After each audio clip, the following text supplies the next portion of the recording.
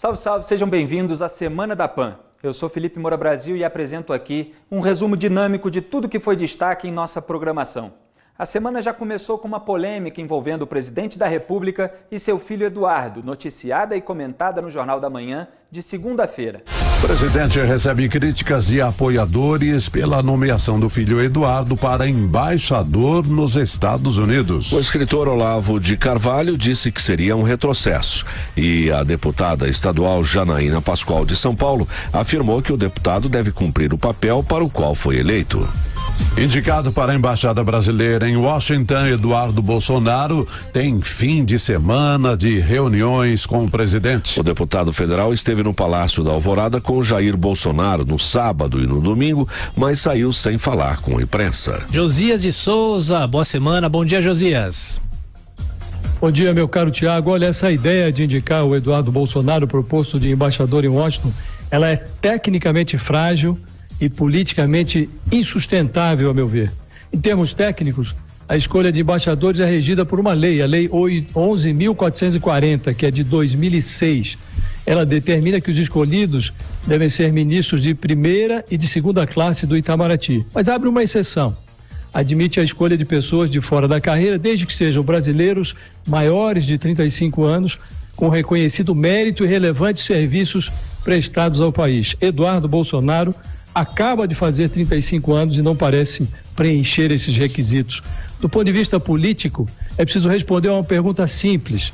Se o presidente não fosse o pai de Eduardo Bolsonaro, ele seria cogitado para ocupar a principal embaixada do país no exterior? A meu ver, a resposta é negativa. O programa 3 em 1 debateu o comportamento de Jair Bolsonaro e a rejeição popular à indicação. Ele não tem uma dimensão pública. Tudo é pessoal. Tudo é íntimo, tudo é restrito àquele seu universo a rigor familiar. Então, o Paulo Guedes é o pai Guedes, chama de PG porque remete ao pai. Quando se fala em questão ambiental, ele logo vai para Angra dos Reis, ali onde ele pesca e onde quer transformar na Cancún brasileira. As referências do nosso presidente da República são muito restritas, o que é comum. O Lula também tinha referências muito restritas, Dilma idem, mas no caso específico do Bolsonaro são restrições que ficam contidas no ambiente da sua própria família e da sua convivência. Não à toa, todo o discurso ele fala do subtenente Hélio e do Hélio Negão, como ele chama, que é algo por meio do que ele quer deixar claro para todo mundo que não é racista. Então, toda vez ele vai falar dessa amizade de infância dele, sei lá de quando, com o Hélio Negão, que é negro e, portanto, sendo ele amigo do negro, ele não tem nada de racista. É assim que o Bolsonaro pensa. É alguém, sinto muito em dizer, que ainda não pisou na República, embora se esteja valendo dela há pelo menos 30 anos, né? Ele ignora completamente o que seja impessoalidade. A indicação ainda a ser confirmada, com todos os asteriscos decorrentes disso, do Eduardo Bolsonaro para embaixador, é uma ode ao desprezo pela República e pela impessoalidade, né? Os indicativos do presidente de repúdio, de desprezo pelos valores republicanos, pela impessoalidade, são vários. Por exemplo, ele, quando viaja para um outro país, quando ele vai aos Estados Unidos, não é o chefe de Estado brasileiro visitando a nação, os Estados Unidos. Não. É ele, Bolsonaro, visitando o parça Donald Trump e se associando ao presidente de circunstancial, não se aproximando do Estado. Idem, em relação a Israel, nós vimos a mesmíssima coisa. A história do presidente Bolsonaro justifica a naturalidade com que indica o seu filho embaixador. Vejam, é uma dinastia política. Ele levou a sua família para a política. Então casou-se com a primeira esposa, Rogéria, mãe dos 3 filhos políticos. Então é a sua esposa, vamos a crescer aí, vamos a ocupar mais a política. Fez da sua mulher, naquela ocasião, vereadora no Rio de Janeiro. Depois se separa. Se separa, ela não pode mais ser vereadora. Não no esquema do clã, não no esquema dinástico. Então bota o filho menor de idade, com base numa liminar, Carlos Bolsonaro traumatizado imensamente desde então para disputar com ela. E vencê-la, eu escrevi um artigo a esse respeito, é uma história incrível, explica tudo. E vencê-la. E depois assim foi, Flávio Bolsonaro, deputado, agora senador, Eduardo Bolsonaro, deputado, o filho mais novo, Renan, já está na política, se preparando para o futuro. Essa é a cabeça do Jair Bolsonaro e é essa cabeça que evidentemente tem uma compreensão de projeto de poder, que é familiar, é o partido da família Bolsonaro, que justifica o Eduardo Bolsonaro embaixador. O Eduardo Bolsonaro é o sucessor do presidente e a gente tem que aturar isso aí. Não tem que aturar. Esse é que é o ponto. Não tem que aturar. E o Senado da República, votando aberto ou fechado, tem obrigação de vetar essa possibilidade. Menos pelo fato em si e mais pelo precedente que se abre. Não é aceitável. E esses dados do Paraná Pesquisas, indicando que 64,9% da população discorda dessa possível nomeação, é um dado empírico que mostra que uma parcela, a maioria da sociedade, está contrária a essa nomeação. E um presidente que por várias vezes levantou a voz do povo para justificar suas próprias decisões, eu acho que é a hora de o presidente ouvir a sociedade, ouvir o povo e estar do lado da sociedade e voltar atrás nessa decisão, embora eu acho que ele não irá fazê-lo, ou seja, ele manterá a indicação do próprio filho. Jair Bolsonaro, de fato, insistiu na nomeação do filho. Em sua live de quinta-feira, o presidente defendeu que a chefia de uma embaixada é um cargo de natureza política e, portanto, não limitado à súmula vinculante 13 do STF, que trata da nomeação de parentes. O pessoal bota no meu face, nepotismo. A maioria está lá, Haddad 13 e o Lula livre, né? Não é nepotismo, pô. Não é nepotismo. Se fosse, vocês acham que eu cometi um crime? A impossível indicação passa por uma sabatina na Comissão de Relações Exteriores do Senado e depois pelo plenário do Senado também. Tá? E mais ainda, né? O que é importante, eu sei que todo mundo gostaria, né, que fez o Itamaraty, de ser embaixador lá, todo mundo. Tá? Daí o cara está falando, cadê meritocracia, presidente? Nos últimos anos, de 2003 para cá, me aponte uma boa ação. 12 diplomatas que estavam nos Estados Unidos, na época petista, né, fizeram de bom ao Brasil. Nada. Porque era indicação política. Tá? Política no mau sentido, com viés de esquerda. Tá? Questão do Eduardo. Vou defender meu filho. O cara é fritador de hambúrguer. Além de fritar hambúrguer, entregou pizza também. Pode botar aí na matéria.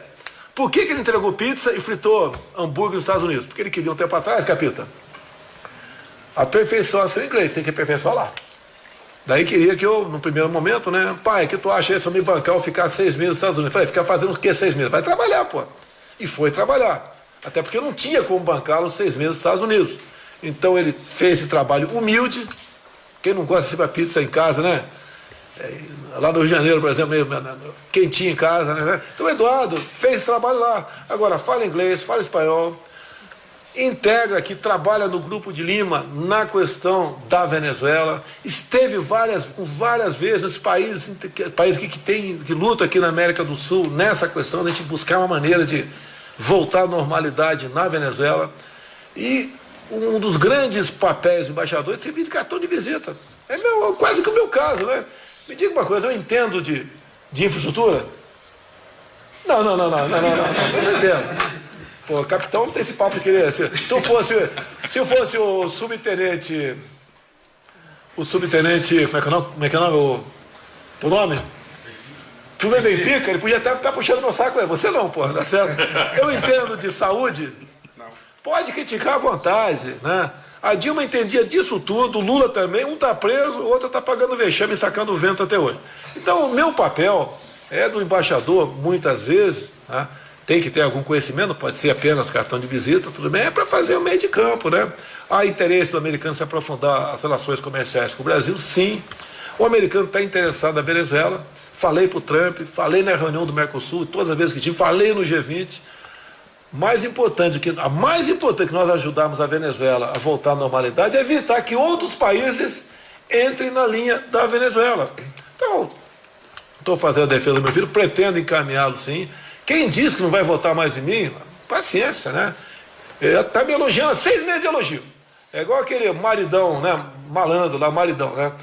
Tá felicíssimo com a mulher 6 meses depois do casamento. Aí num dia lá, a mulher lá queima o ovo dele, por exemplo. O ovo na frigideira, já bem claro aí, tá? Pô, pronto, já quer acabar com o casamento. Não tem cabimento isso aí, tá certo? Vai ter coisa que vão desagradar vocês. Tá certo? 6 meses de casado, não dá pra queimar ainda.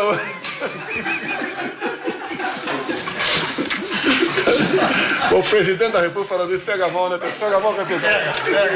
Pega a mão. Pega a mão. Ô, Hélio, tá me com ele? Você é subtenente, tem que puxar meu saco, Hélio. Pô, Hélio. Levar também com o Eduardo, é presidente da CREDEM, né? Ele é presidente da Comissão de Relações Exteriores e Defesa Nacional. E olha só, se eu quiser hoje, não vou fazer isso, jamais, tá? Eu chamo o Ernesto hoje, Ernesto, vai para Washington você que eu vou botar o Eduardo como ministro das Relações Exteriores. Alguém do Itamaraty, quantos embaixados temos no Brasil, no mundo aqui? Não, mais de 120, quase.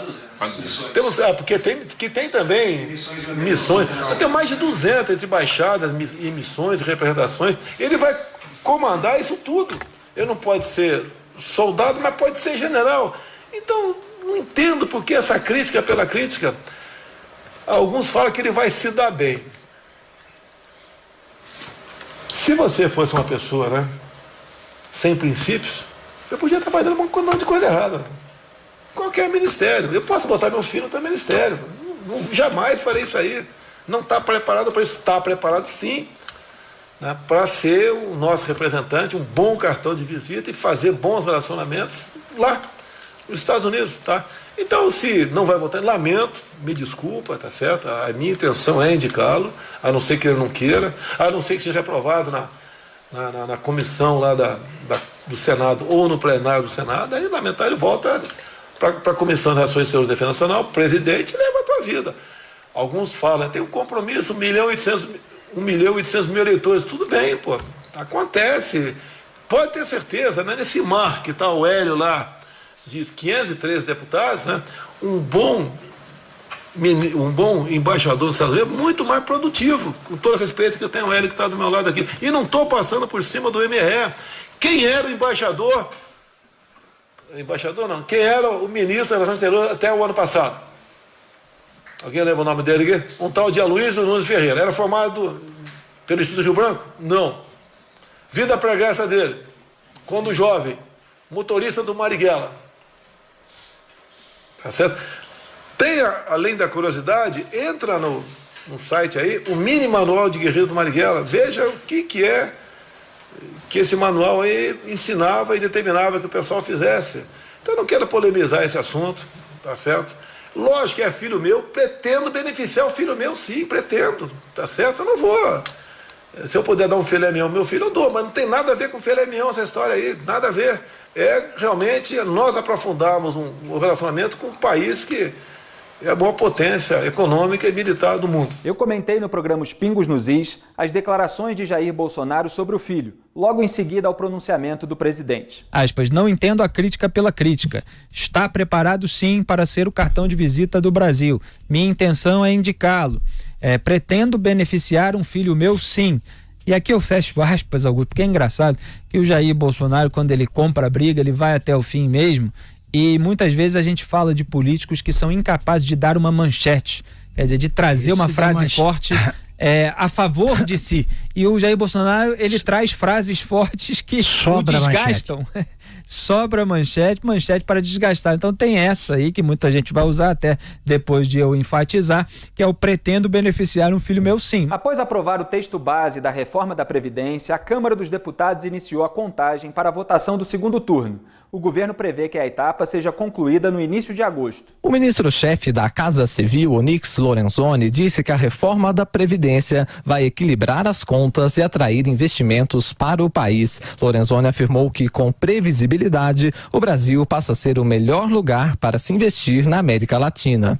A reforma da Previdência foi compreendido pela sociedade como o caminho para que o Brasil pudesse se ombrear às principais nações do mundo. Resolvida fiscalmente, o Brasil deverá receber, a partir da aprovação no Senado, seguramente grandes investimentos externos e investimentos internos. Na declaração dada nesta segunda-feira em Santa Catarina, Onyx Lorenzoni reafirmou que a segunda votação da reforma da Previdência no plenário da Câmara deve ocorrer no dia 6 de agosto. Provavelmente nós devemos ter a votação do segundo turno da reforma, da nova Previdência. Entre o dia 6 à noite e o dia 7, ali deve concluir a passagem da nova Previdência na Câmara dos Deputados e vai para o Senado Federal. Uma das preocupações do governo é não perder apoio à reforma na Câmara. No primeiro turno, o texto base da proposta foi aprovado por 379 votos a favor e 131 contra. Na véspera do recesso, a Previdência dominou os discursos na sessão plenária desta segunda-feira. O deputado Coronel Crisóstomo, do PSL de Rondônia, disse que é preciso pensar nas prioridades do país depois da aprovação da reforma. O que mais se quer após a aprovação da nova Previdência é a criação de emprego e renda. O Brasil precisa disso. Chegamos ao limite, 14 milhões de desempregados. Logicamente que isso veio lá de trás. Nós já recebemos com muitos milhões de desempregados. Já o deputado Bom Gás, do PT do Rio Grande do Sul, fez críticas à reforma da Previdência. O governo Bolsonaro queria, na marra, até com uma farra de liberação de emendas parlamentares, votar o primeiro e o segundo turno no primeiro semestre, que é sobre a crueldade da tal da reforma da Previdência, que nada mais é do que a deforma da Previdência Pública. Pelo texto da reforma que está na Câmara, o governo deve economizar cerca de 900 bilhões de reais em 10 anos. O deputado Samuel Moreira, que foi relator da Previdência na Comissão Especial, afirmou no Jornal da Manhã que era quase impossível não amenizar as regras para os policiais. Agora a sociedade critica muito a flexibilização que houve para os policiais. O governo acabou defendendo isso. Eu falava dos nossos ouvintes aí, internautas. Eu já vi pedidos aqui de perguntar isso. Não deu para segurar. Não deu para modificar isso, porque contraria o discurso de quebrar privilégios. Denise, você tem uma bancada da bala hoje com 102 deputados. Você tem do agronegócio com mais de 200, dos evangélicos com centenas de deputados.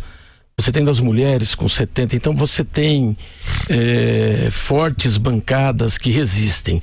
De qualquer forma, como é que é o sistema de aposentadoria do policial hoje? Ele não tem idade mínima. O policial hoje, a policial mulher, precisa de 25 anos no cargo. 25 anos. Se entrar com 20, se aposenta com 45. Delegado de polícia, delegado com 30, com 50 anos, se entrar com 20. Essa é a regra. Não tem uma idade mínima. Nós conseguimos estabelecer uma idade mínima de 55. Então hoje vai ter uma idade mínima, que é pouco. Eu procurei no meu relatório e passou na comissão não fazer transição para quem já chegava em 55. Porque na transição, normalmente, quem está no mercado, você baixa a idade, né? Mesmo com pedágio alto de 100%. Nós não fizemos. Quando chegou no plenário, nós tivemos dificuldade. Porque no plenário, eles iam retirar a idade mínima. Porque quando você faz, eu não queria tecnicamente muito entrar nisso, mas para você ter uma ideia, quando faz um destaque no plenário supressivo, eles tiram do texto 55 anos e nós temos que ter 308 votos para recolocar. Então é muito fácil você fazer destaques tirando, suprimindo, e nós temos que ter mais que 308 votos e recolocar no texto. Se eles tirassem a idade mínima de 55 anos, ia ficar sem idade mínima, porque eu não teria os votos da base, que eles fazem parte, bancada da bala, para recolocar. Então foi preferível uma negociação que na transição colocasse a regra que é para todo mundo, 100% de pedágio, e trouxesse para 53 e 52 anos. O que vai ocorrer? Hoje os policiais que se aposentariam em 43, se aposentariam com 43, 44, 45, vão ter que se aposentar com 52, se for mulher, 53 e com 100% de pedágio. Então houve um avanço do ponto de vista que eles vão trabalhar um pouco mais. Todo mundo vai, todas as categorias. Mas eu gostaria de fato que ficasse pelo menos em 55, porque é inadmissível uma pessoa hoje se aposentar com menos de 55 anos. Ninguém para de trabalhar com menos de 55 anos. Então foi feito todo esse esforço. Agora, O importante é avançarmos com a reforma, né? Nós não vamos conseguir a reforma dos meus sonhos, nem do seu, nem do ouvinte. Todo mundo tem uma reforma. Agora, tem uma realidade, são 27 partidos.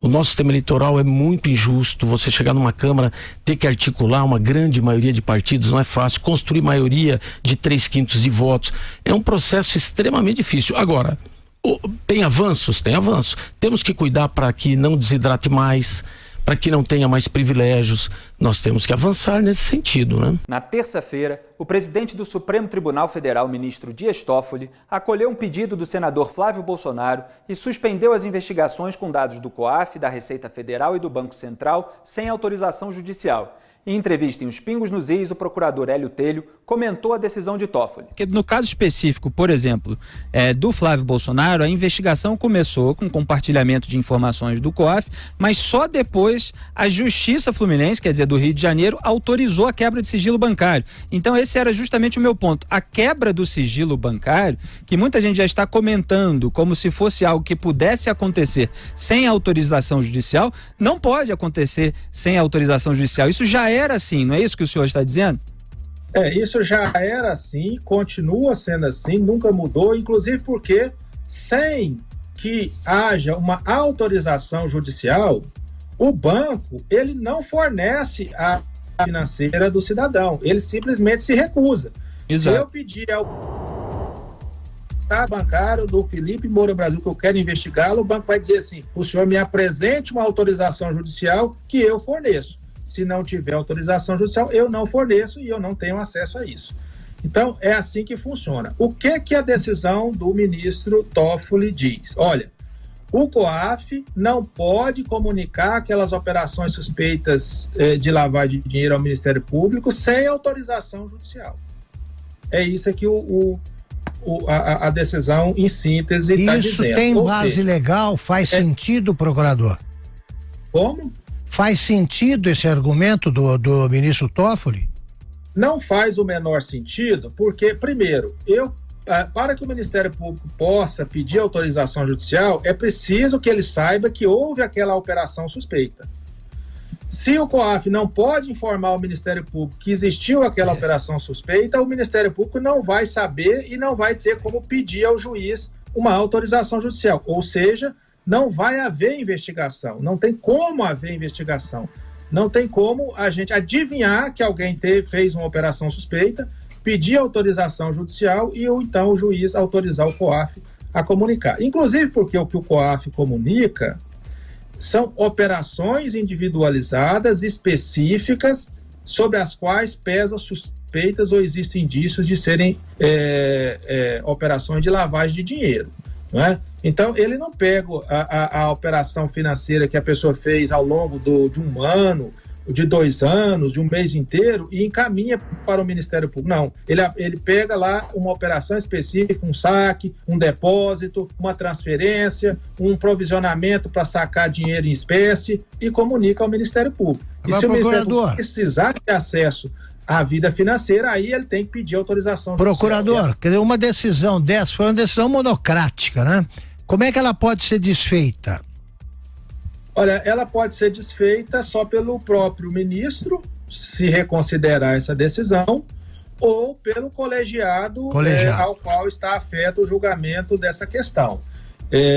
Essa decisão ainda vai ser submetida ao colegiado, existe uma pauta que está divulgada para novembro, né? Pode ser que a Procuradora-Geral da República, a doutora Raquel Dodge, que é quem tem autoridade para recorrer dessa decisão, se ela recorrer e esse recurso for levado antes ao colegiado, pode ser decidido antes. Falando em Os Pingos nos Is, o procurador-chefe do Ministério Público Federal de São Paulo, Tiago Lacerda, explicou como funciona o trâmite dessas investigações na Justiça. Há investigações em curso no Ministério Público Estadual, do Rio de Janeiro, por exemplo, como no caso do gabinete do Flávio Bolsonaro. E em que momento se pede ou se recebe um relatório como aquele do COAF que indicava movimentações bancárias suspeitas. E eu pergunto isso pelo seguinte, já há uma investigação que vai coletando indícios ou provas e aí recebe aquele relatório. Essa investigação, a partir do momento que recebe aquele relatório, continua para juntar outros indícios, para daí então fazer o pedido à justiça de uma eventual quebra do sigilo bancário. Esse pedido da quebra do sigilo tem que ser feita quando se recebe o relatório. Então, eu peço ao senhor que coloque aí os pingos nos is dessas questões técnicas, porque eu acho que está um pouco por aí o ponto central no meio dessa discussão. Bom, Felipe, você foi exatamente no ponto central da discussão. Acho que para o ouvinte, sobretudo quem não é da área do direito, para entender de uma forma bastante fácil, quando a gente fala de relatórios do COAF, quando a gente fala de informações do COAF, a gente fala como um alerta. O COAF, como órgão técnico, ele não quebra propriamente sigilo das pessoas, ele não vai a fundo interceptando dados financeiros, bancários. Ele simplesmente reporta o que recebe de bancos, de movimentações que são tidas como atípicas. Por exemplo, uma pessoa que não tem uma movimentação alta, bancária, e num dado momento ela movimenta algumas centenas de milhares de reais. Ou uma pessoa que passa a fazer pequenos depósitos para burlar justamente aqueles valores que o próprio fisco estabelece como valores que chamam a atenção. A pessoa usa esse artifício de fracionar depósitos para poder burlar o fisco. Quando isso acontece, o COAF recebe essas informações dos bancos e notifica a instituição que tem a capacidade, a competência, a atribuição legal de iniciar a investigação e de processar, que é o Ministério Público.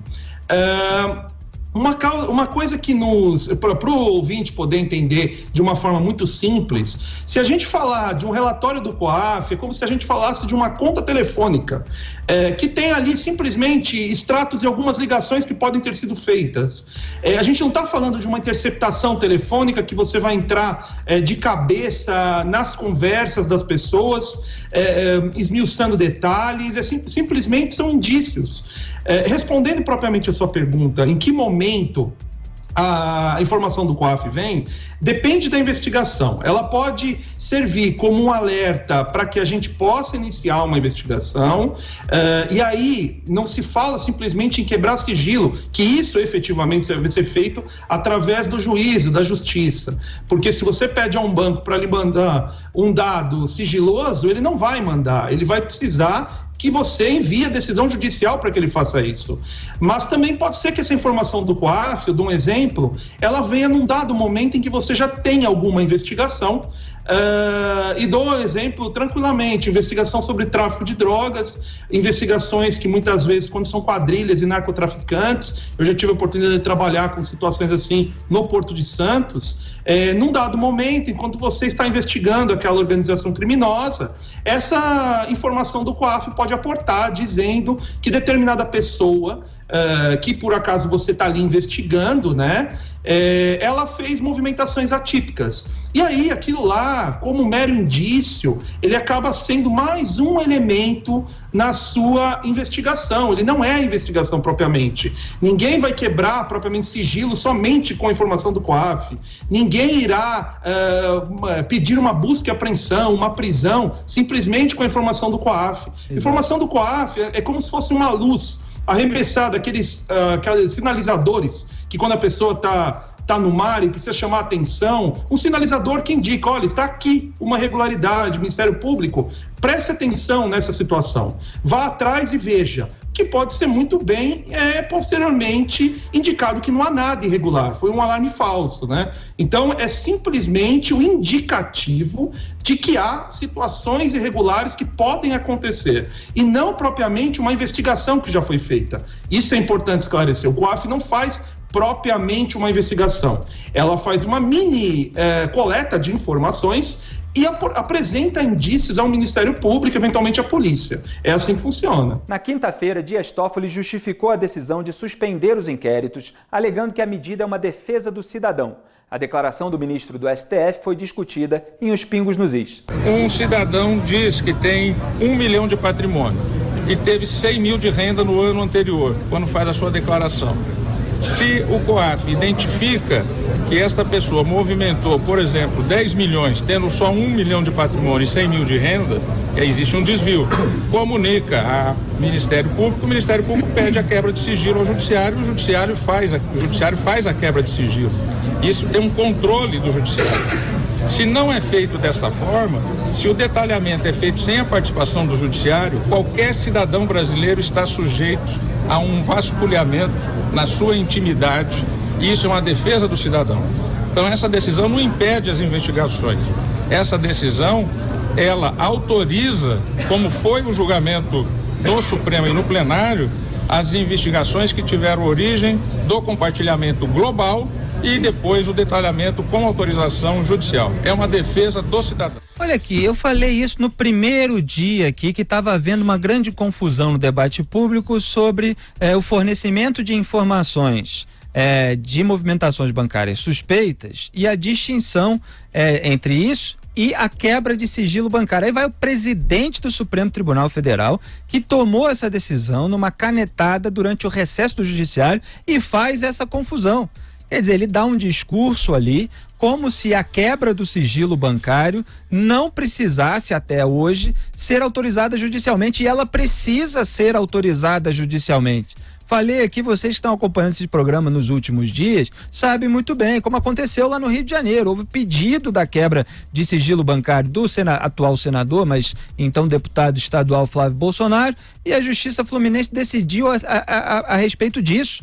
Então, quer dizer, a quebra do sigilo bancário, que permite um escrutínio maior da vida bancária do cidadão que está sendo investigado, ela já dependia antes dessa canetada do Toffoli de autorização judicial. Estão querendo confundir as coisas para obstaculizar ainda mais as investigações. O que se discute agora é o fornecimento de informações sobre movimentações bancárias suspeitas, sem detalhamento. É apenas indicação, relatório do COAF a partir de denúncias feitas pelos próprios bancos, Augusto Nunes.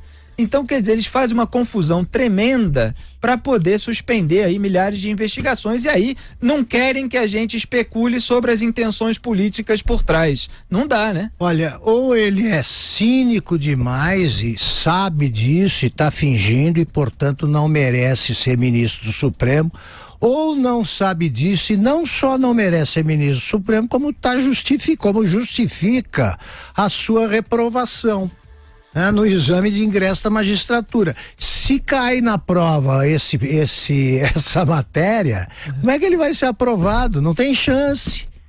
Então ele não sabe disso e não sabe de muito mais. Não sei como é que consegue ser. Aliás, sei como é que isso aí vira ministro do Supremo e ainda preside o Supremo Tribunal Federal. Na sexta-feira, uma nova informação incendiou ainda mais esse debate. Determinação de Dias Toffoli, que travou investigações com base em informações de órgãos de controle, afeta apurações contra a própria mulher do ministro. Segundo a revista Cruzoé, a decisão do presidente do STF veio 3 semanas após a Receita Federal pedir explicações a empresas que contrataram o escritório de Roberta Rangel. Vamos entender o que está acontecendo. A decisão do Dias Toffoli, essa que emperrou as investigações com dados do COAF, da Receita e do Banco Central, ela foi tomada no âmbito de um processo que corre no Supremo desde 2017. A defesa do Flávio Bolsonaro enganchou nesse processo o pedido de suspensão da investigação que corre contra ele lá no Rio de Janeiro. Pois bem, esse processo no qual o Flávio pegou carona deveria ter sido julgado em 21 de março, mas foi adiado para novembro. Dias antes do adiamento, ganhou o noticiário a informação de que a Receita Federal tinha iniciado uma apuração prévia contra o ministro Gilmar Mendes, sua mulher, Guiomar, e a advogada Roberta Rangel, que é a mulher do Toffoli. Esse é o pano de fundo contra o qual a decisão de Dias Toffoli foi tomada. Essa motivação, que é o segundo aspecto desse problema que está acontecendo a partir da decisão solitária do Toffoli, aí essa motivação é um problema sério, porque se o Toffoli, o ministro do STF, tomou essa decisão motivado por essa investigação essa apuração que estava sendo feita nas contas da esposa do Gilmar Mendes, seu colega do STF, e também da própria mulher do Toffoli, essa motivação, ela prejudica demais essa decisão que, repito, foi tomada de forma solitária. Outro assunto da semana foi um novo vazamento de supostas mensagens de integrantes da Lava Jato. O programa Os Pingos nos Is analisou o caso. Essa quinta-feira a Folha continuou com seu ataque à Lava Jato. Uma reportagem do jornal diz que Sérgio Moro, aspas, interferiu nas negociações das delações de 2 executivos da Camargo Correia. Mas vocês sabem quantas mensagens de Sérgio Moro o jornal encontrou sobre o assunto? 0. Pois é, a Folha acusou Moro de ter cometido uma ilegalidade a partir de uma frase solta dos procuradores que conversavam genericamente sobre as decisões do juiz da Lava Jato, que, vale lembrar, era duro com os delatores e exigia que eles cumprissem um tempo de cadeia. Sempre foi. Deltan Dallagnol sugeriu, supostamente, então, que Carlos Fernando Lima aproveitasse uma reunião marcada com Sérgio Moro para sondá-lo sobre o tema. Aspas. Carlos, você quer fazer os acordos da Camargo mesmo com pena de que o Moro discorde? Acho perigoso para o relacionamento fazer sem ir falar com ele, o que não significa que seguiremos. Podemos até fazer fora do que ele colocou, quer que aí parênteses, esse parênteses é muito importante, tá, para a matéria. Quer que todos tenham pena de prisão de 1 ano, fecha parênteses. Mas tem que falar com ele, Moro, sob pena de ele, Moro, dizer que ignoramos o que ele disse. Você pode até dizer que ouve e considera, mas conveniência é nossa e ele fica à vontade para não homologar se quiser chegar a esse ponto. Minha sugestão é apenas falar, fecho aspas. Segundo a Folha, a frase incriminada é justamente aquele trecho entre parênteses que eu li. Quer que todos tenham pena de prisão de 1 ano. Quer dizer, é o Deltan Dallagnol, supostamente, falando sobre uma alegada posição do Sérgio Moro.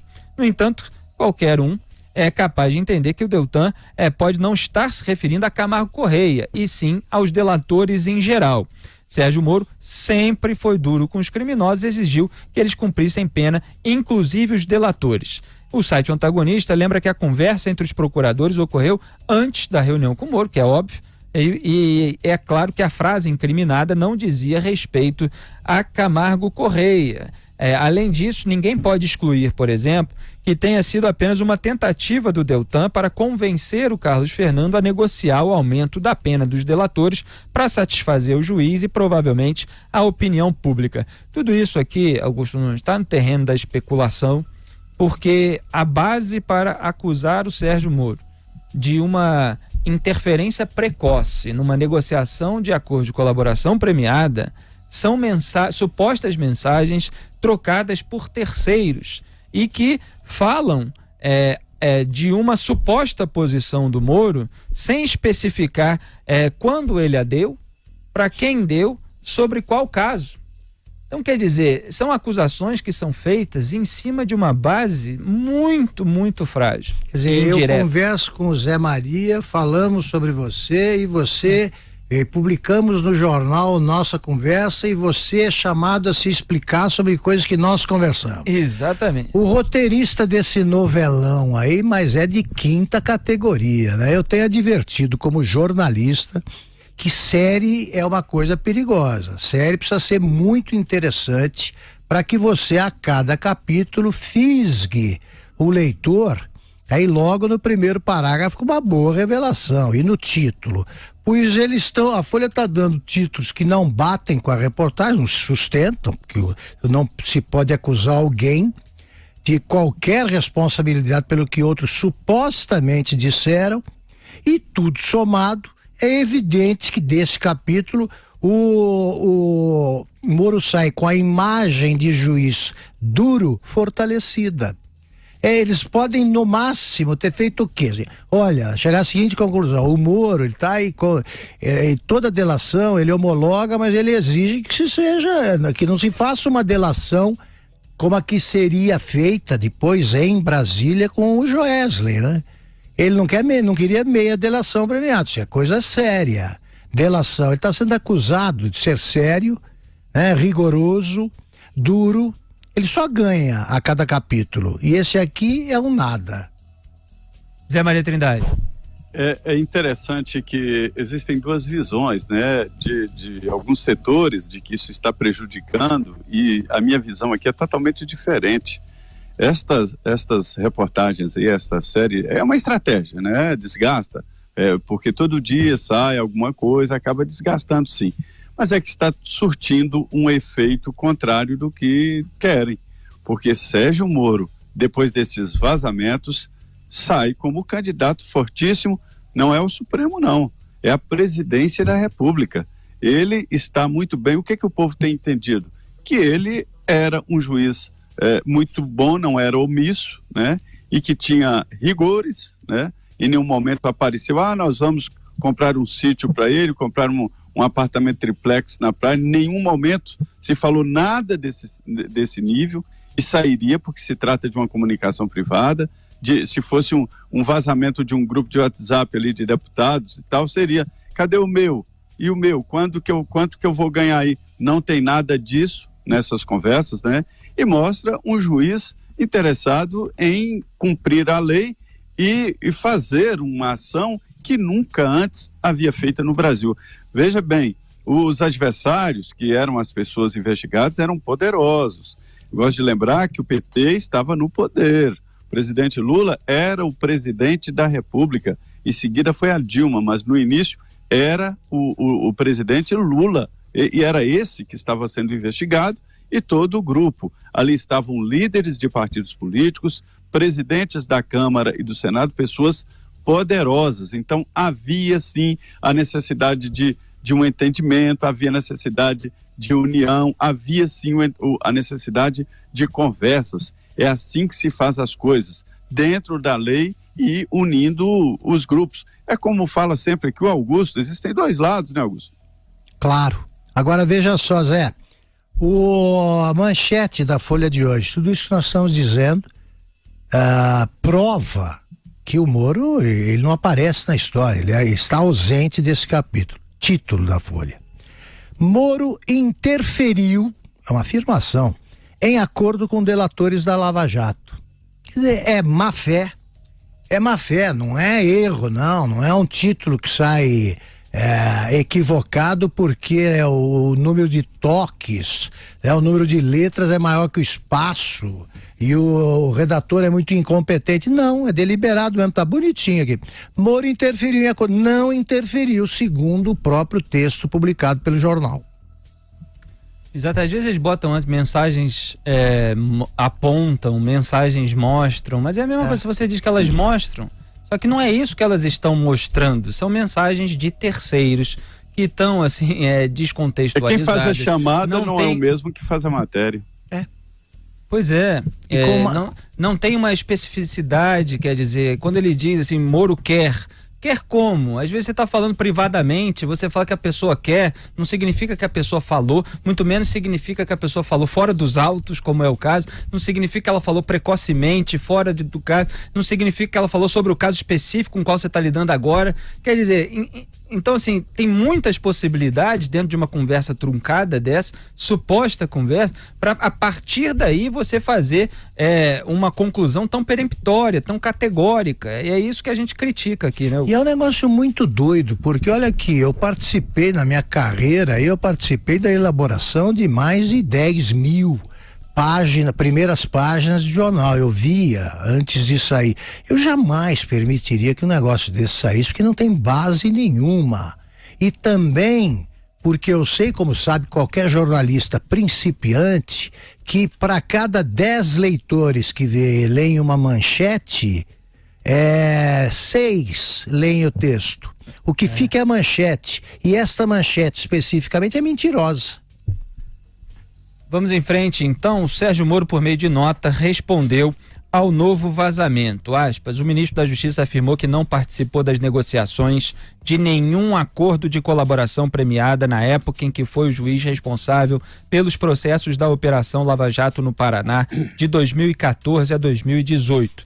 Cabe ao juiz, pela lei, homologar ou não acordos de colaboração.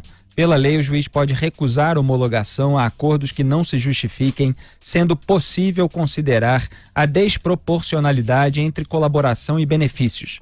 Os procuradores referem-se a decisões judiciais expressas, inclusive em termos de audiência, que exigiram esclarecimentos, ajustes ou maior rigor penal para homologação de acordos. Fecho aspas. Ele também se manifestou no Twitter, aspas, sobre a matéria da Folha de São Paulo, o juiz tem não só o poder, mas o dever legal de não homologar ou de exigir mudanças em acordos de colaboração excessivamente generosos com criminosos. Não foi, aliás, essa crítica a acordos como os dos sócios da JBS que não passaram por mim? Perfeito. Fecho aspas. Mas ele continua. Aspas, mais uma vez, não reconheço a autenticidade de supostas mensagens minhas ou de terceiros, mas se tiverem algo sério e autêntico, publiquem. Até lá não posso concordar com sensacionalismo e violação criminosa de privacidade. Fecho aspas. O programa Morning Show também debateu sobre o vazamento. É muito enfadonho, né, comentar aí esses repetidos fiascos da Vaza Jato, porque não se trata nem de mau jornalismo, mas de militância política rasteira. E é muito importante também fazer sempre aquela mesma ressalva. Nós estamos fazendo um enorme esforço aqui de boa vontade, de imaginação, fingindo que essas mensagens roubadas e não confirmadas são reais e não estão editadas nem descontextualizadas. Bom, por se tratar de um ato político e não de uma iniciativa da imprensa, uma iniciativa legítima da imprensa, esses vazamentos eles padecem de um mal crônico. Eles tratam a pior interpretação possível de um fato como se fosse realidade. E esse último caso, publicado pela Folha de São Paulo, cúmplice do site panfletário da Intercept, é exemplo disso. A tese aqui é muito simples. Supostamente, o Moro interferiu em negociações de delação premiada, o que é defeso em lei. Mas qual que é a ausência fundamental nessa pseudo-reportagem? E isso aqui é crucial. Não há nenhuma transcrição de conversas atribuídas a Moro nesse caso, ao contrário do que dá a entender a manchete. Repetindo, nenhuma transcrição de conversas atribuídas a Sérgio Moro. E talvez para não ficar tão chato, os culpados pela matéria, eles incluíram um diálogo sobre jurisdição.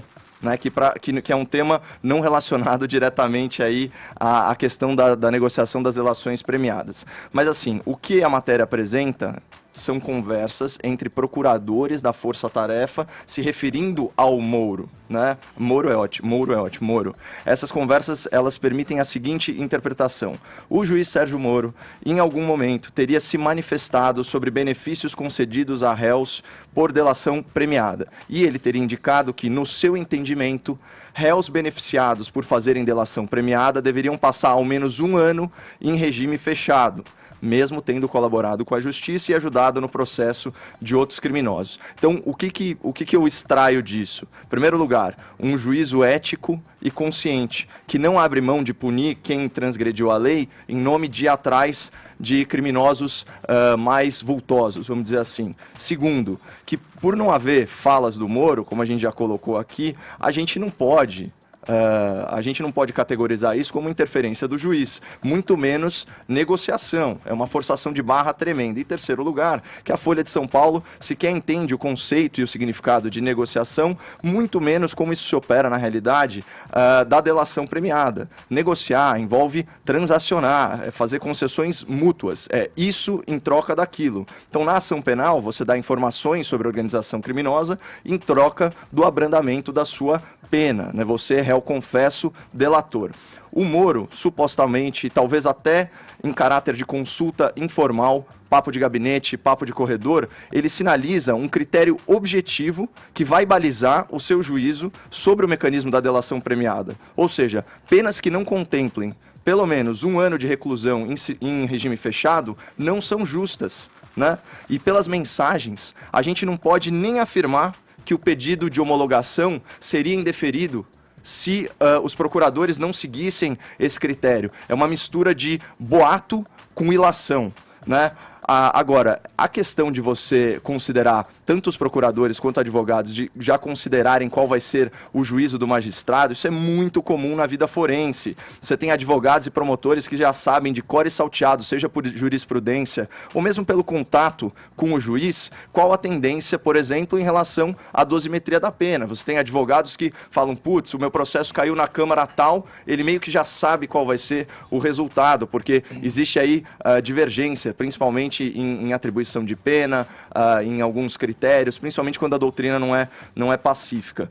E aí tem o ponto final, né, que é considerando aí os princípios da eficiência, da celeridade, da economicidade processual, é muito natural que os procuradores, eles não se proponham a celebrar acordos de delação que posteriormente podem não ser homologados pelo juiz, porque isso retarda o processo e, em última análise, atrasa o combate à corrupção. Vamos lá, eu queria só colocar o seguinte, né?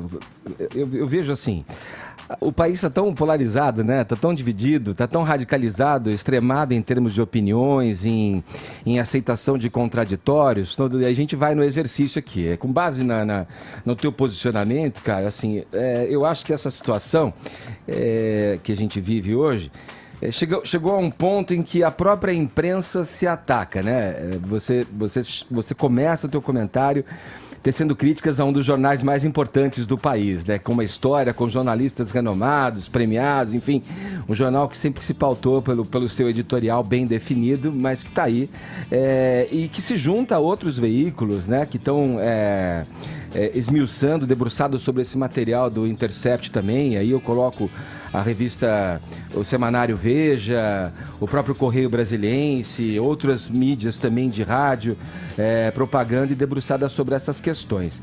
Eu fico pensando aqui, né? Você estudou direito, tem base para justificar o que você quer justificar, né? Através das suas palavras.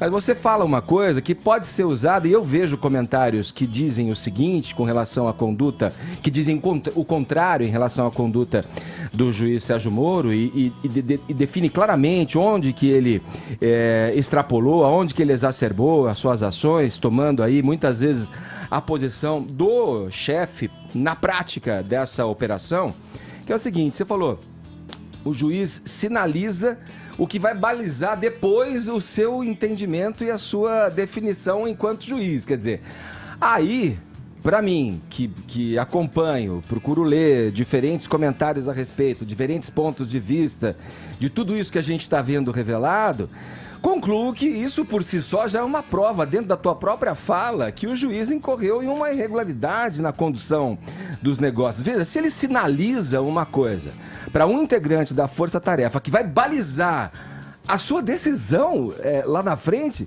pronto, para mim é autoexplicativo isso. Em nenhum momento, nem se a gente tomar as conversas como verídicas, e aqui a gente está falando literalmente de boato, em nenhum momento é afirmado que se o Ministério Público fizer a delação em outros termos, ela não vai ser homologada. Mas a gente precisa lembrar o contexto aqui. A Lei 12.850, que é a lei das organizações criminosas, que formaliza esse instituto da delação premiada no seu artigo 4, ela é uma lei que vige a partir de setembro de 2013. Aqui a gente tem mensagens de 2015, portanto é uma lei novíssima, sem jurisprudência consolidada, sem doutrina pacificada. Mas isso seria um álibi, então, para o juiz poder agir um dos seus maiores especialistas é justamente o Sérgio Moro. É natural, ele palestra sobre isso, ele poderia ter falado isso inclusive em caráter docente, numa aula, numa palestra, num simpósio. Mas aí é bem diferente, hein? Não, porque as mensagens falam o seguinte, olha, o Sérgio Moro, ele, ao que tudo indica pelo que é falado lá, certo? Em algum momento do tempo, ele falou que não vê com bons olhos penas muito brandas para réus que são colaboradores. Mas, Caio, aí na prática eu depreendo do que você fala que então tudo bem você extrapolar, você... Não, mas isso não é extrapolar, porque assim, os leigos... Não, é porque é uma questão jurídica. Eu sei, mas pelo que eu estou ouvindo você dizer, eu depreendo o seguinte, tudo bem o juiz cometer atos irregulares que beiram ali a ilicitude para corrigir um mal da sociedade que é a corrupção, que todo mundo, obviamente, quem pode ser contra o combate à corrupção? Olha, ninguém. Mas vale tudo para que isso aconteça? Óbvio que não. Mas aí que está a questão, mas né? Esse que é o problema, quando com muita sofreguidão, os leigos e os militantes, sejam eles da imprensa ou mesmo do mundo jurídico, eles se arriscam aí em interpretações da lei. Porque o que acontece? O cara pega, sei lá, o artigo 6º da lei das organizações, o parágrafo 6º do artigo 4º da lei das organizações criminosas, ele fala, o juiz não participará das negociações realizadas entre as partes para a formalização do acordo de colaboração. negociação. Aqui está muito claro, até pelo sentido, pela semântica da palavra negociação, que não houve negociação. E aí vem a outra parte, que embasa esse raciocínio da matéria, que é o parágrafo 7º. Realizado o acordo, será remetido ao juiz para homologação, o qual deverá verificar sua regularidade, legalidade e voluntariedade. Peraí, alguém aqui acha que o juiz é obrigado a aceitar, por exemplo, o acordo do MP e do réu? Claro que não. O juiz ele não é refém de um acordo entre as partes. E a lei garante a liberdade. Então é só questão de ler a lei. Eu critico a Folha de São Paulo porque eu li a matéria e li a lei. Então você vai, por exemplo, para parágrafo 8 daquele mesmo artigo, tá aqui, ó, o juiz poderá recusar homologação a proposta que não atender aos requisitos legais ou adequá-la ao caso concreto. Ou seja, você tem até uma liberdade do juízo. E mais, você vai no parágrafo 1º do artigo... Ele não pode ser o agente da condução do processo. Não, mas ele não é agente da condução. Mas ele não age, negociou. Ele age como se fosse. Não, mas onde que ele participou da negociação? Ele age como se fosse. Ele não participou da negociação. Os isso que é defesa mostram isso, claramente. Imagina, ele falar... Eu posso interpretar dessa forma. Edgar, ele podia dar uma palestra falando assim, eu não acho justo que criminosos fiquem menos de um ano reclusos, mesmo sendo colaboradores. Isso não faz ele cair no tipo penal. Mas se você acha essa conduta imoral, isso é uma questão de foro íntimo seu, mas o que está na lei é isso. Mas você acusa de militância, você fala militância, tem especialistas jurídicos. Provavelmente militantes, provavelmente advogados que estão interessadíssimos em melar a Lava Jato, interessadíssimos em achar... Qual o teor da sua fala, da sua afirmação, se não militância, para o outro lado? Não, veja! Imagina, Edgar, pelo amor de Deus, o teor da minha fala não é militância, é interesse público. Mas você falou... É a busca pela justiça. Porque a consequência, se você tivesse lido a matéria, a consequência das ações do Sérgio Moro foi inclusive o desmantelamento de uma organização criminosa dentro de uma das maiores empreiteiras do país. Beleza, isso aí tudo bem, é fato consumado, beleza, mas vale tudo? Vale qualquer coisa? Não, mas ele agiu dentro da lei. Para você seguir mas esse é o ponto. E combater a corrupção? Não, mas essa é a questão. Mas ele agiu dentro da lei. Dentro do ele processo. Ele não negociou delações, entendeu? O que os diálogos dizem absolutamente que ele, falaciosa a matéria da Folha de São Paulo. Então, não houve negociação por parte do Sérgio Moro. O que na prática acontece é que, assim, ele agiu como o chefe da força-tarefa. Isso é incorrer em ilicitude, isso é correr em irregularidade, segundo o que diz a lei. Mas qual é o contexto em que ele sinaliza as predileções e o juízo dele? Aí. Não, a gente não sabe, é só um monte de boato. Então, desde que os chats foram sendo revelados, dá para enumerar vários, a gente já falou de vários aqui. Ah, sim, já deve estar no 16º episódio disso aqui. Vamos lá, eu sei que pode incomodar muita gente, você se sente muito incomodado com isso. Não, eu só quero quero que as coisas venham à luz, aconteça o que acontecer, horas. A gente tem que buscar a verdade em qualquer âmbito, em qualquer circunstância. Esse é o meu ponto de vista. Eu não tenho... Eu procuro olhar as coisas sem viés, sem militância, porque eu sinto que sempre existe, antes de argumentos, essa colocação, a mídia... A quem interessa a mídia brigando, cara? A gente tá numa sociedade polarizada já. Ah, não conte comigo pra uma mentalidade corporativista. Eu tô me lixando. A mídia se atacar. Eu vivi até hoje sem a mídia. E não é... se atacar. Ah, para com isso. Você viveu sem a mídia, mas você dependeu dela, os caras estão... Ah, para com isso, Edgar. Se os caras estão cometendo erro, eu não vou ficar passando pano pra matéria tendenciosa. Tá louco. Tem outras visões que não acham que é erro, que acham que é ilícito, que acham que é irregularidade. Quem apoia a Folha de São Paulo, bata a palma pra ela. Eu vou vaiar. É essa questão. Não tem que apoiar a Veja, a Folha de São Paulo. É claro que tem. Se eles estão falando a verdade, você apoia. Se eles estão mentindo, você critica. Mas quem disse que tá mentindo? Você. Sim, eu e muita gente. Eu não, eu quero olhar se é mentira ou não, você entendeu? Ah, entendi. Você acha que eu já leio achando que é mentira? Claro. Eu nunca elogiei a Folha de São Paulo aqui. Você Pelo sempre contrário. disse, eu tenho viés aqui, cara, muito claramente. Não, sabe? Ô Edgar, pelo amor de Deus. Eu tenho posição. Eu sou de direita e eu sou conservador. Eu tenho comentário de viés, cara. Você se declara assim. Ô Edgar, você tá confundindo de novo neutralidade com parcialidade. É a mesma confusão de sempre. É perfeitamente possível você ter opiniões formadas, você ter um ideário político e ainda assim você manter a sua independência intelectual. E eu não quero saber se é Folha de São Paulo, eu não quero saber se é Jovem Pan, eu vou criticar mesmo. A sua crítica eu não tô nem aí, eu sou independente. Ué, mas a imprensa não tem nem 5% de credibilidade, segundo uma das pesquisas da CNT, e segundo o próprio Datafolha tem só 20% de credibilidade. Você tem tendência a Imagina se só uma em cada 5 pessoas confia muito na imprensa, segundo o Datafolha, que também não é muito confiável. Mas então a gente eu simplesmente represento a voz de muitos brasileiros, Edgar. Você está equivocado. Existem outros brasileiros. Existem outros brasileiros também. É legal que você coloque a tua opinião, mas tem que ser dito também o viés que você coloca, porque tem os argumentos que você usa, eu percebo várias vezes, eles podem nitidamente serem usados para o argumento oposto, que na verdade reconhece irregularidade. É muito curioso isso. Claro, você é bacharel, você estudou o direito, você tem habilidade nas palavras e na maneira como você coloca as coisas. Mas escuta, vamos deixar claro aqui. Os argumentos que você usa muitas vezes, e você sempre faz um preâmbulo já fazendo uma crítica a um outro órgão de imprensa, que na minha opinião, se você me permite, eu acho que você deve analisar o fato em si, né? O que está acontecendo? Está acontecendo isso? Olha, vamos botar luz aqui. Isso é irregularidade? Para mim, não. Beleza, você diz, para mim não é. Para mim o juiz está trabalhando dentro da normalidade, dentro do que diz. O outro fala, olha, não, isso é irregular, isso vai contra o Código de Ética da Magistratura, vai contra o Código do Processo Penal, vai contra os acordos de São José da Costa Rica, como você gosta de falar. Quer dizer, a gente tem que olhar o que está acontecendo. A nós cabe aqui expor o fato para que as pessoas concluam e tirem suas próprias ideias do que está acontecendo com o Brasil. Eu vejo o que está acontecendo e eu vejo uma mídia militante. E diferente de mim, que sou comentarista, ou seja, eu preciso ter opinião, esses órgãos, inclusive o Intercept, ele se propõe a fazer jornalismo. Não, ele se propõe a fazer jornalismo, ele se propõe a reportar, como a gente sempre fala aqui, só que eles não reportam, eles vomitam conclusões, né? Então é o seguinte, a minha opinião, Edgar, assim como outro site antagonista, a minha opinião, ela não exclui outras opiniões. O fato de eu defender com verve o que eu acredito, não significa, em primeiro lugar, que eu sou dono da verdade, nem que outras opiniões não sejam legítimas, e nem que eu quero calar essas opiniões. Menos mal, né? Agora, o site antagonista, por exemplo, ele vai no lado oposto. Ele faz uma defesa, ele faz argumentações que olham o lado da situação. Edgar, da situação. Verdade e mentira estão em lados opostos. Certo e errado estão em polos opostos. É que você coloca como mentira o que está saindo. É mentira. É mentira que ele negociou. Eu coloco como dúvida. Sim. Eu coloco como dúvida, porque se tem mas eu analisei e falei, isso é mentira. Mas você analisou o quê? Os diálogos, os chats? Eu li tudo.